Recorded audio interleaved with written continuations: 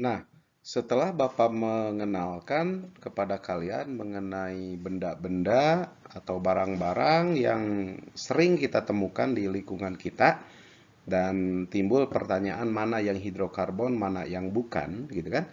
Nah, sekarang Bapak akan beritahukan pada kalian sebetulnya senyawa hidrokarbon itu apa secara definisi, ya kan? Nah, kalau secara definisi, kita melihat mudah sekali diingat ya, senyawa hidrokarbon. Kata hidrokarbon itu kan ada dua di sana, perhatikan. Kalau saya bagi berdasarkan suku kata tuh hidrokarbon. Hidro itu adalah hidrogen, karbon ya karbon gitu kan. Sehingga kalau senyawa hidrokarbon itu adalah senyawa kimia yang tersusun atas karbon dan hidrogen atau C dan H. Udah kan? Definisinya sederhana banget gitu kan. Jadi senyawa kimia yang sederhana yang tersusun dari atom karbon atau C dan atom hidrogen atau H. Selesai. Itu adalah pengertian dari senyawa hidrokarbon. Adapun lebih jauhnya lagi, nanti ada senyawa kimia yang termasuk juga disebut sebagai senyawa hidrokarbon yang mungkin lebih kompleks lagi dari sini. Itu namanya adalah senyawa karbon. Kalau senyawa karbon itu bedanya dengan senyawa hidrokarbon itu sedikit. Kalau senyawa hidrokarbon itu tersusun atas C dan H, kalau senyawa karbon nanti atau disebut senyawa organik, itu susunannya adalah ada atom C, H, dan O. Satu lagi, CHO, gitu kan? Nah, itu termasuk dalam senyawa organik atau senyawa karbon. Ya, kita tahu ya kalau dari kata organik, organik itu dari kata organisme, artinya makhluk hidup. Maka senyawa karbon itu kebanyakan didapatkan dari makhluk hidup gitu, ya kan? Nah, termasuk diri kita itu sebetulnya susunan tubuh kita itu banyak sekali ini atom-atom karbon yang menyusun tubuh kita. Sehingga ingat ya, ini ada satu kalimat yang harus menjadi pemikiran bagi kalian. Kita itu manusia, makhluk hidup, ya kan? Tapi susunan kita itu sebetulnya banyak sekali karbon dalam tubuh kita itu. Sehingga Bapak ingat waktu belajar dulu ada pertanyaan dari guru saya dulu itu begini. Anda harus tahu bahwa Anda adalah makhluk hidup. Tetapi Anda adalah makhluk hidup yang justru Anda itu adalah berasal dari benda yang mati. Tetapi benda mati itu menghidupkan. Nah, itu kalimat yang dulu saya ingat dari guru saya. Ya kan? Kita makhluk hidup berasal dari benda yang mati tetapi dapat menghidupkan gitu. Apa itu ya? Kemudian begitu ditelaah, dipelajari, itu ternyata berbicara tentang karbon. Nah, ini fakta yang ada juga seperti begini, ya kan? Fakta yang ada nih. Ini kalau ilmu kimia kita kaitkan dengan ilmu yang lain. Contoh begini. Kamu tahu nggak seandainya seorang arkeolog, ya kan, arkeolog, misalnya dia sedang melakukan penelitian di sebuah tempat tentang adanya penemuan fosil, misalkan ya. Fosil itu kan biasanya ditemukan dalam bentuk tulang-tulang, sisa-sisa ya, tulang belulang lah kayak gitu. Tetapi yang mengherankan adalah si arkeolog itu mampu meneliti berapa sih umur makhluk hidup tersebut yang sudah mati. Ayo, terpikir nggak dari mana itu diperoleh? Kamu sudah belajar sejarah kan? Ada penemuan fosil. Tiba-tiba setelah diteliti, si peneliti mengeluarkan sebuah apa itu namanya pernyataan bahwa makhluk tersebut hidup 1000 tahun yang lalu. Dari mana ayo? Itu tahunnya 1000 tahun yang lalu. Toh dia udah mati. Si penelitinya aja umurnya tidak mencapai 1000, tapi dia mampu secara keilmuan ya bisa mengidentifikasi bahwa makhluk hidup hidupnya 1000 tahun yang lalu. Nah, ini adalah diambil dari kereaktifan karbon yang ada di tubuh makhluk hidup, terutama yang tersimpan di dalam tulang, gitu ya. Dan itu dianalisa. Nah, tentunya kalau lebih jauh ilmunya cukup lumayan, harus menguasai dulu ilmu tentang peluruhan atom karbon. Tapi untuk taraf SMA tidak sampai ke sana ya. Nah, cuman ini informasi aja dari Bapak. Gitu ya. Jadi saya simpulkan lagi bahwa senyawa hidrokarbon adalah senyawa sederhana, senyawa kimia ya, senyawa kimia sederhana yang tersusun atas atom karbon atau C dan atom hidrogen atau H. C dan H, ingat ya. Itu adalah definisi dari senyawa hidrokarbon.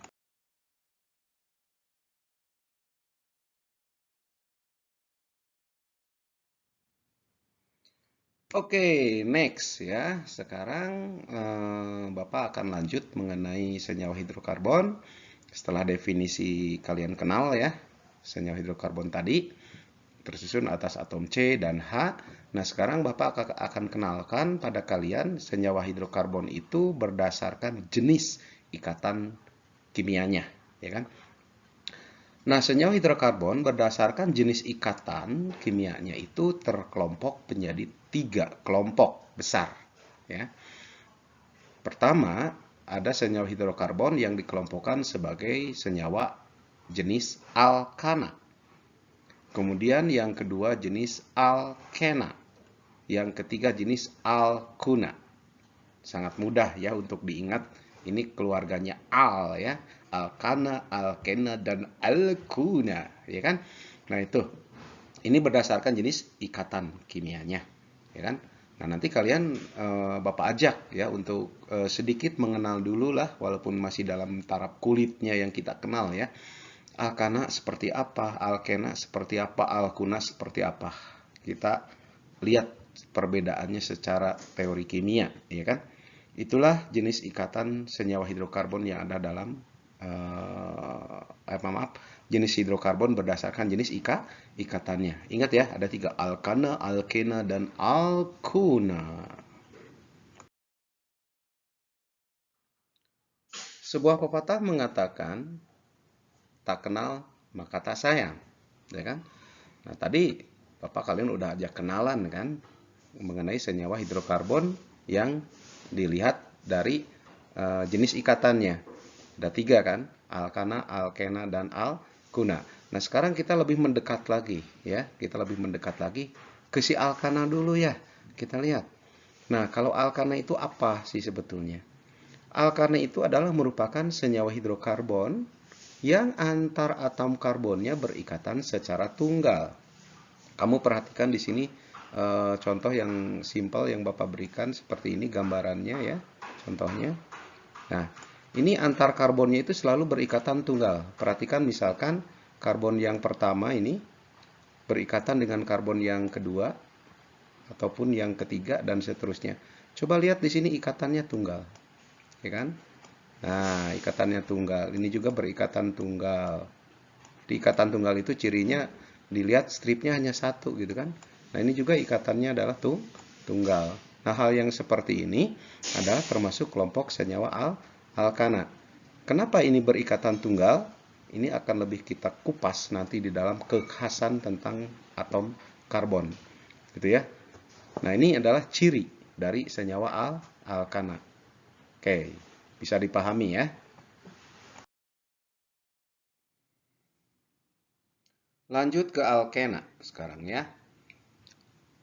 Alkena itu adalah merupakan senyawa hidrokarbon yang antar atom karbonnya berikatan rangkap 2. Nah, ini bedakan ya. Berikatan rangkap 2. Kalau alkana tadi ikatannya tunggal kan. Contohnya ini, perhatikan tidak jauh beda dengan yang tadi. Ini atom C yang pertama, atom C yang kedua. Misalnya ya. Nah, ini jenis ikatannya perhatikan di sini ada ikatan rangkap 2. Ini, ya kan? Rangkap 2. Nah, terus ini atom karbon yang Bapak berikan, rantai karbon namanya ini ya, antara atom karbon yang berikatan terus memanjang itu namanya rantai karbon. Ini bisa-bisa aja ini baru C-nya yang jumlahnya 4. Nanti ada yang C jumlahnya 5, 6, 7, bahkan sampai 20 berapa banyak juga ada ya. Apalagi seperti di contoh-contoh gula itu kan C-nya sampai 11, 12 gitu kan. Ini gambaran strukturnya sederhananya begini sebetulnya. Ya kan? Nah, adapun ikatan rangkap duanya itu tidak selalu berada di posisi yang seperti ini.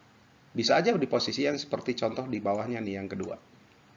Ini ikatan rangkap duanya ada di C yang kedua, C yang kedua, sama C yang ketiga. Gitu kan? Jadi ngitungnya ini C1 yang ini, C1, ini C yang kedua, ini C yang ketiga misalnya. Ini C yang keempat. Ya. Nah, berarti ini ikatan rangkap duanya ada di ikatan antara C kedua dengan C yang ketiga. Di sini ada ikatan rangkap duanya. Nah, kalau ada senyawa kimia, struktur rantai karbonnya yang seperti ini, ada ikatan rangkap duanya, itu adalah termasuk kelompok dari senyawa alkena gitu. Nah, ikatan rangkap duanya tidak mesti satu, ya kan bisa aja dua, misalkan di C 1 dan 2, ada juga di C yang 5, 6 misalnya. Tidak masalah. Karena ikatan rangkap duanya bisa ada satu, bisa ada dua, ya kan, bahkan bisa ada tiga, dan seterusnya. Tergantung dari rantai karbonnya semakin panjang, ya, ikatan rangkapnya bisa terjadi satu, bisa dua, bisa tiga. Nanti kita lihat ya contoh-contoh pengembangan berikutnya. Itulah yang membedakan alkana dengan alkena dalam sisi ikatan antar karbonnya. Ingat ya.